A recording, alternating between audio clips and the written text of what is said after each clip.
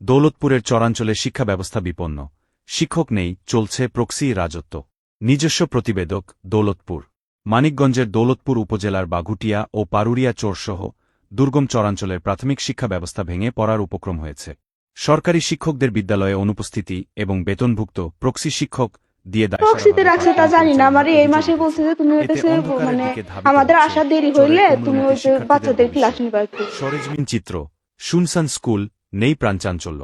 সরেজমিনে বাঘুটিয়া ও পারুরিয়া চরের বেশ কয়েকটি সরকারি প্রাথমিক বিদ্যালয় প্রথম টলার যেটা বিদ্যালয়েই আসলাম সেটাই ওনারা আসেনি, আমার সাথে যুক্ত হতে পারেন। ওনারা যদি এসে থাকেন তবে সেটা ওনারা নদীর ওই পারে আছেন অথবা দ্বিতীয় টলারে এরকম আছে। শিক্ষক, মূল শিক্ষকরা নিজেরা না এসে সামান্য টাকার বিনিময়ে অন্যকে দিয়ে নামকাওয়াস্তে ক্লাস করাচ্ছেন, যা সম্পূর্ণ অবৈধ। চরাঞ্চলের শিক্ষার বেহাল দশা।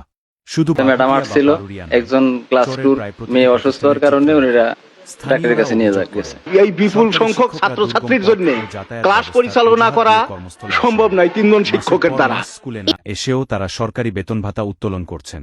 লেখাপড়া না হওয়ায় অভিভাবকরা সন্তানদের স্কুলে পাঠাতে আগ্রহ হারিয়ে ফেলেছেন।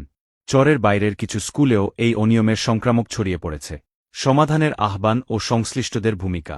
চরের শিক্ষা ব্যবস্থাকে ধ্বংসের হাত থেকে বাঁচাতে এলাকার সচেতন মহল ও গণ্যমান্য ব্যক্তিবর্গ প্রশাসনের দৃষ্টি আকর্ষণ করেছেন।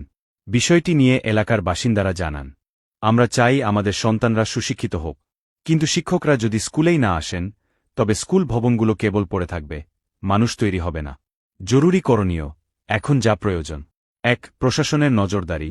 উপজেলা শিক্ষা অফিসারসহ দায়িত্বপ্রাপ্ত কর্মকর্তাদের নিয়মিত দুর্গম চরাঞ্চলের স্কুলগুলো পরিদর্শন করতে হবে।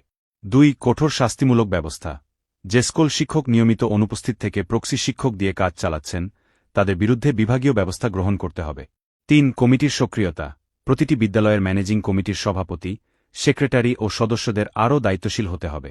শিক্ষকদের জবাবদিহিতার আওতায় আনতে হবে। ৪. সামাজিক প্রতিরোধ।